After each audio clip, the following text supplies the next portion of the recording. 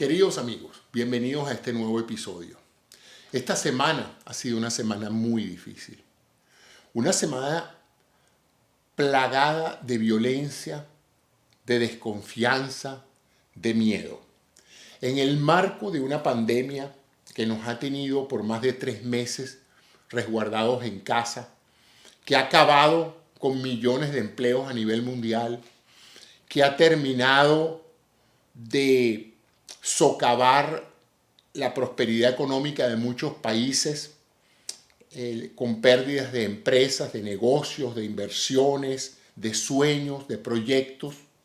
En el marco de todo esto y teniendo las buenas noticias de que en algunas ciudades o países se está saliendo progresivamente del punto más difícil de esta pandemia, nos encontramos con un evento casi que trivial. La muerte a manos de la policía de una persona en un evento cotidiano que acontece en todas las ciudades del mundo, que acontece en todos los países donde un grupo de policías, por diferentes razones o factores, se sienten en la necesidad de usar una violencia extrema que muchas veces termina con el daño físico o la muerte. Y en este caso, pues, un afroamericano con un prontuario policial es detenido y literalmente asesinado en público, con el detalle de que su muerte fue documentada en video que se hizo viral a nivel mundial. Esto trajo, pues, como ya ustedes todos saben, una cadena de reacciones a nivel mundial expresando su rabia, su frustración ante lo que para muchos es algo habitual también en sus países, como es la violencia. Porque lo que vimos en ese video, un policía maltratando a una persona en la calle por razones de un arresto, lo viven muchos países a diario. E incluso algunos se han preguntado por qué este tuvo tanta significación cuando eso pasa en todas partes del mundo por múltiples razones y en muchos casos muchos más graves que este. Bueno, porque la situación estaba planteada para que un video que documentara un gesto atroz se tocara la fibra sensible de gran cantidad de gente y a raíz de ahí se generara una protesta masiva producto de como dije, del horror que representa la sensación no de que un policía loco mate a una persona en público, sino el encubrimiento de la organización, el entorno de encubrimiento que hizo que a estas policías no los metieran presos de inmediato ni les atribuyeran cargos criminales. Tomó toda una movilización social para que las policías, para que las autoridades pudieran entender la magnitud del desagrado que esto trajo para gran cantidad del pueblo americano. Lamentablemente, todas estas protestas que empezaron pacíficamente, que continúan pacíficamente, fueron infiltradas por grupos vandálicos sin ningún otro interés que el de causar robos y saquear negocios, con el consecuente daño, pues, económico y de empleos a muchas pequeñas empresas que estaban empezando a reactivar sus negocios a raíz de la epidemia del coronavirus. En el marco de esta situación, pues, se produce este rechazo a la violencia. Y ante esto, las fuerzas represivas acentúan la represión, llevándose por delante, por supuesto, a mucha gente que pacíficamente estaba ejerciendo eso y prácticamente que ratificando la denuncia original de la violencia policial, porque los organismos, a cambio de que estaban saqueando, pues reaccionaron violentamente, reproduciendo 1000 veces la violencia que habían desatado en el caso de esta persona que murió por cuenta de la policía. Estamos viviendo tiempos muy difíciles en ese sentido, pero quizás lo que más me atribuló esta semana fue ver la fractura de la opinión pública americana, que en un momento dado debía haber estado unánimemente a favor de los derechos civiles, a favor de la limitación de los excesos policiales, y que prontamente se fracturó en dos grupos. Los que piensan que la policía hizo lo correcto, que la policía debe usar la violencia siempre que necesite para evitar la protesta, y por otro lado, pues, las personas, que yo creo que son la mayoría, que quieren cambiar esta situación.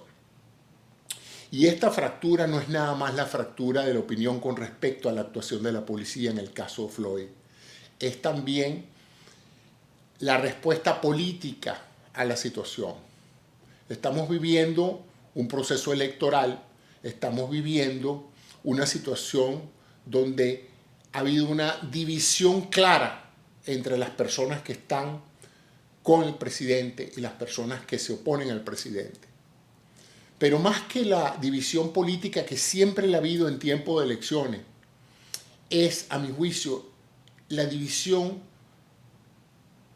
de la percepción de la realidad. La sensación de que la verdad y la mentira es lo mismo, de que toda verdad es interpretada como noticia falsa y toda noticia falsa es interpretada como verdad. Los hechos ya no valen, cada quien tiene su propia visión de la realidad, cada quien tiene su propia verdad.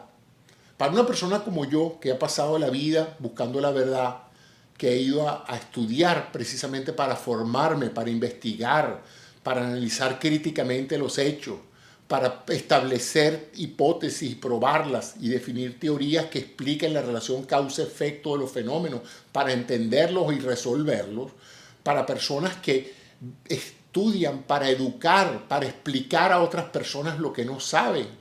Estamos ahora confrontados ante una realidad de un sector de la población que no quiere escuchar razones. Un sector de la población que se encuentra metido en una sola burbuja, no dejan que los conocimientos, no dejan que los datos fluyan y sean analizados por ellos, sino que simplemente se han blindado y se mantienen en una esfera de control donde solo escuchan las verdades que ellos quieren escuchar, y toda visión diferente no solamente debe ser ignorada, sino que debe ser descalificada en forma violenta. Y a eso voy en relación con este programa, que he visto con gran preocupación cómo amigos, familias y en general el entorno que se ve en las redes sociales se ha visto plagado de ofensas, de agresiones. Ya no, cuando uno ve una opinión diferente y uno trata de presentar los hechos para que el otro entienda por qué tú piensas así, el otro simplemente no quiere escuchar. Desdeña las opiniones, desdeña las fuentes de información reales y se llenan de una cantidad de mitos y teorías conspirativas, de mensajes que se corren y se reproducen con la firme convicción de que son verdad, cosas que no son verdad. Fotos adulteradas, comentarios sacados fuera de contexto, de videos y de audio que no corresponden al mensaje original. Y estas personas se siguen alimentando de esa matriz de opinión que no parece juzgar el peso entre lo que es real y lo que es un invento con fines propagandísticos. Y eso está creando un proceso de violencia lingüística, es un proceso de violencia emocional en la comunicación entre las personas. Y eso tarde o temprano puede degenerar en cosas peores, como es la violencia física. Porque cuando uno empieza insultando, cuando uno empieza degradando, cuando uno empieza ofendiendo a otro que simplemente no piensa como uno, tarde o temprano eso pasa de la retórica, pasa a la violencia real. Y ya eso ha pasado en diferentes partes del mundo. Pasó en la Alemania nazi, donde una persona por pensar diferente al partido nazi pues era inicialmente golpeado, insultado, vejado y eventualmente lo llevaron a los campos de concentración. Y lo mismo pasó en la Unión Soviética. Cualquiera que no pensaba como pensaban los comunistas de la época era llevado a un gulag y era muerto, torturado y depravado de todos sus derechos civiles. Entonces, Estados Unidos es un país diferente. Estados Unidos es un país que es un experimento social de convivencia humana. Es una nación que se formó por emigrantes europeos que querían libertad de opinión y de credo. Vinieron aquí huyendo precisamente de tiranos y de personas que querían decirles cómo tenían que pensar y cómo tenían que conducir su fe. Y crearon esta gran nación, una nación de leyes, una nación con un plan, con un proyecto de convivencia que permitiera asimilar personas de cualquier país, de cualquier raza, de cualquier idioma. Y ha sido exitoso en ese sentido. Pero ha sido exitoso porque hemos tenido tolerancia, porque se respetan los derechos del otro. Pero yo estoy viendo con mucha preocupación que estamos marchando a un nivel de intolerancia social peligroso. Por ahora es retórico. Por ahora el comentario es que si alguien no piensa como tú, que se vaya de este país. Ese no merece estar aquí. Si alguien no piensa como yo, que se vaya. Pero ¿qué hace aquí? Aquí no tiene por qué estar. Aquí solo están los que deben pensar como yo. Los demás se tienen que ir ya. Ahorita está empezando así, y así empezó el fascismo nazi, tratando de echarle la culpa siempre a un grupo, descalificando a otro, y por ahí empieza la bola a correr. Y si no se le pone un parado a esto, y el parado es un llamado a la sensatez, a la cordura, al respeto a las opiniones ajenas, a no usar el lenguaje arrogante e insultante que se está usando en las redes sociales, donde cualquiera que exprese una opinión o que pretende educarte sobre algo que tú no conoces, en un momento dado una persona te informa y te dice, mira, esto es verdad, yo pienso esto, vean esta información, ¿qué les parece? Y alguien viene y la descarta o te informa que esa información es falsa, que te han confundido. Entonces llega y en vez de agradecer o en un momento dado analizar críticamente de lo que se les está presentando, la respuesta es descalificarla de inmediato. No quiero saber datos, no quiero saber fuentes, todo lo que me llega a mí, si me gusta, es verdad, y todo lo que me llega a mí, si no me gusta, no es verdad. Entonces, esa es una actitud bien preocupante. Sobre todo la estoy viendo en personas que están recién llegando a este país. Y esto es grave porque precisamente lo que uno aprende cuando uno se hace americano y pasa cierto tiempo aquí es que hay que aceptar la voluntad de la mayoría, hay que aceptar las diferencias de credo, de religión, de sexualidad, de todo lo que hace este país diverso. Si nosotros empezamos de ahora a crear una matriz donde está definido lo que es ser americano y lo que es no ser americano, estamos cayendo en lo mismo que han caído todos estos imperios anteriores y todos estos regímenes autocráticos donde hay un modelo de hombre y el que no entra dentro de ese modelo, pues o se tiene que ir o en el peor de los casos habrá que neutralizarlo, como se les dice ahora, ¿no? Entonces, el llamado es a la calma y a la cordura, el llamado es a la moderación del lenguaje, el llamado es a tratar de aceptar que otras personas tienen puntos de vista diferentes, a tratar de buscar la verdad, la realidad y no dejarse llevar por las campañas propagandísticas que crean mitos y teorías conspirativas que son tan asombrosas que el solo relato de lo que se cuenta en las redes debería llamar a la reflexión para hacer pensar que no son verdad. Pero pareciera que mientras más grande la mentira, más gente la cree y más gente la corre. De tal manera, pues, de que ese es mi comentario de hoy. Para mí ha sido una semana muy dura. De verdad que ha sido bien difícil ver la información, ver las dolorosas escenas de la policía atacando manifestantes pacíficos, ver las escenas de los vándalos robando y tumbando vidrieras y llevándose las cosas de los comercios, ver a mucha gente defendiendo a ambos grupos, acusando al afroamericano porque porque, bueno, él no era ningún santico, como dicen, como que si eso justificaba que se le asesinara en público, ¿no?